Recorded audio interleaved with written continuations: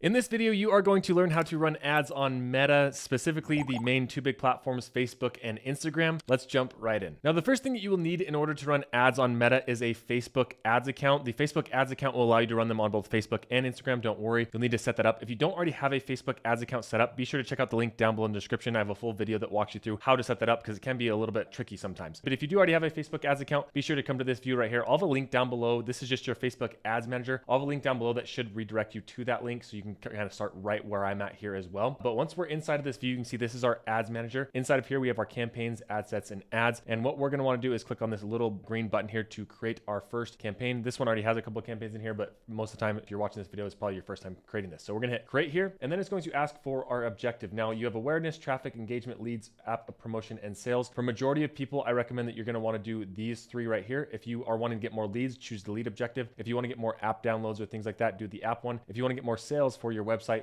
then do the sales objective. In this one, I'm going to walk through the sales. The setup is going to be very similar though for all of these different objectives. So we're going to start with the sales one here. So I'm going to choose sales and we're going to hit continue. Now the first thing we have here is our campaign name. I like to name this the audience that I'm targeting. In this case, it's prospecting because these are people who have not heard of my business. And then the objective that I chose, which is going to be sales. If you did leads here, you can name this leads. You can name it whatever you want. Honestly, this is just the way that I like to stay organized with this. And then we're going to scroll down here, and then you don't need to worry about a lot of these settings when you're first getting started off. We do want to change this over to the ad set budget. The ad set budget just allows you to have a little bit more control over your budget when you're testing new audiences and things like that. So I do like to go with the ad set budget setup, and we're going to leave this box checked right here. Then you can see Facebook is asking if you want to run an A/B test. This is a helpful feature, but it's not something I'd recommend doing for your very first ad. I would leave that unchecked for the time being, and then we can scroll down here. Now, if you are in a special category, you will want to check this little box right here and see if you're in advertising for any one of these four things. If you are, you will need to check one of these boxes. If you're not, you don't need to worry about it, and you can move on to the next step here. Now, after you hit next, you can see in this left-hand side, we now moved from the campaign level to the what's called the ad set level. The ad set level is where you can do a lot of the targeting and actually find audiences. So we'll set that up here. Now there is a name for the ad set level, but I actually like to come back and name this after I've done all my targeting. I'll show you what I mean. We want to come down here to the conversions, and this is really important. Right now, Facebook, for whatever reason, the default is they want to send people to two different locations. Most people watching, my guess is if you're wanting to get more sales, you want to send people directly to your website. So you want to click this little drop down right here and make sure you hit website so that it's only optimizing to send traffic to your website, not to like an app or to like somewhere on Facebook or anything like that. You're not missing out on any traffic. Now, for majority of people, the performance goal you're going to want to leave on this maximize conversions so you can get the most sales possible. And then you can scroll down here, and then this is where you have your pixel set up and then a conversion event. And here you can choose the event that you want to optimize towards. Now, I like to optimize towards purchases. Basically, what you're telling Facebook is, hey, I want to get as many purchases as possible. Go find me those people. Now, some of you may be getting to this point right now and getting a little bit of a roadblock where either you don't have a data set or you don't have conversion events set up. Maybe you'll see something like this. Here's an example of an account. You can see it has the data set here, but it doesn't have a conversion action, and it's telling me to set up that event. Now, when it comes to that, you have two different options. You can either go through and set up the event. I have a full tutorial on how to track like e-commerce purchases on like Shopify or things like that. You can go through and set that up. Or if you're just wanting to get your ad live, you could come over here to the maximize number of conversions. Instead of optimizing towards conversions, you could go over to landing page views or link clicks. And you can see once I choose that, then I don't have to select an optimization event. So that's a way to get around that in case you don't want to go through the setup of setting up a conversion event. I would recommend doing it and taking the time to do it, but I understand some people just want to get the ad out as soon as possible. So those are your options. For us, we are going to go with the maximize conversions here, and we're going to go optimize towards a purchase. Now, all these other settings right here, I wouldn't mess with. I would just leave them on the default. Down here is where you have your budget. You can either do a daily budget or a lifetime budget. I prefer to do a daily budget because if it's working, I can keep it running, and then I can just ramp up the budget as time goes on. The nice thing about Facebook is you can start with as little as $1 a day on these ads if you wanted to. I wouldn't necessarily recommend going that small. I would recommend spending at least $5 to $20 a day on your budget, but it just kind of depends on you and what you are wanting to get out of your ads. If you're wanting to get some sort of recommendation, Facebook will always give you some sort of recommendation here, but I do find that they're typically really high. Like it's telling me I should spend $102 per day to get started with. So take that for what it's worth, but I usually like to start around $20 a day, and then if it's working, then I scale it up from here. Then you can do a start date on your ad. Now, a quick tip, if you are launching this towards the end of the day, you will want to make sure that you move this over to the next day, because if you have a $20 budget and you launch your ad, say at like 9 p.m., in that 3-hour stretch up till midnight, it's going to try and spend that entire budget, and it may not be super effective. So a lot of times I do like to set the start date the next day, like, midday or whatever it is. So it has a full day to actually spend that budget. And when we scroll down here, this is where we get into the meat and potatoes of the ad set. And this is where you can actually control who is seeing your ad. So you can see right here, you can have the location. So right now it is on Canada, but we want to make sure that we add the US here as well. So we're going to add the United States on this. So we're targeting US and Canada. If you wanted to exclude any audiences, you could click here and then exclude a specific place. And you could also target by zip codes or even smaller demographics, especially if you have like a local business or store that you're wanting to target those. But for me, we're going to target US and Canada here. And then on the audience settings, you can see there are more settings here where you can drop down and actually do the age and the gender demographics, and then even the detailed demographics. So when you click on here, this is where you can actually target people based on specific attributes. So for me, we are going to be advertising Spilt Milk here. This is a company that I really like. I really enjoy their product. So I thought this would be fun to make some ads for them. So what we're going to be doing is, this is a protein kind of drink here. So I want to find people who are interested in protein. So we're just going to type in here protein and see what comes up. And when we type this in, you can see there are all different interests and behavior. So we have interest in protein bar, food, and drink. That is a perfect audience for us to be targeting. So what I recommend is coming inside of here and typing in your product or service and seeing if you can find suggestions for those. Now, I will say these are just suggestions for Facebook at this point because their algorithm is so good at finding people who are interested in your product or service. A lot of times I do run tests where I'm not even giving Facebook any audience targeting, and I'm just saying, Facebook, go and find my people. Here's my ads. You know who to go and find. But if you want to have a little bit more control, you can add some audiences in there. If you wanted to add more, once you add the first one, it will then sometimes have some suggestions for you here. So if we type in protein again, you can see there are some more here. So if I wanted a larger audience, you see right now my audience size is around 13 million, which is honestly pretty big. But if I wanted more audience here, I could type in and add more of these audiences. For me, I think this is going to be a good size for me to begin with, but you could add more here and you can see the audience's size